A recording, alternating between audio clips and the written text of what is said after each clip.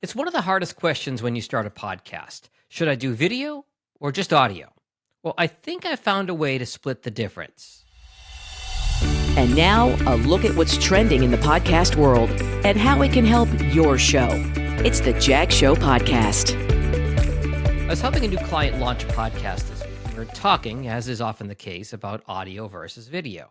In a perfect world, we'd all have a video team of several people who can put together something that would make Steven Spielberg proud.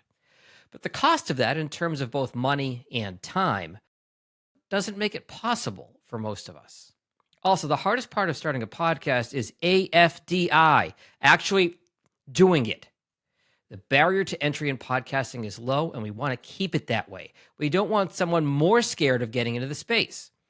Trust me, as an ex-radio guy, it's a lot easier to sound good than it is to look good.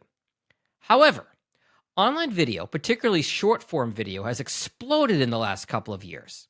And Reels are helping with podcast discoverability.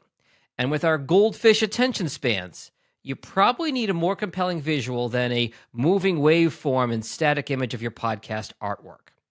So here's how to get the best of both worlds. Record video of your podcast interview. Now, you can do this with any remote recording software like Squadcast, Riverside, even Zoom. Or if you're in person, just use your smartphone. You're still doing an audio podcast, but now you have all the video footage. Grab some 30-second clips of your guest saying something great and use a service like Descript or Headliner to make eye-catching captions and throw it up on TikTok, YouTube Shorts, Facebook, and Instagram Reels, you name it. Then link back to or promote the actual podcast.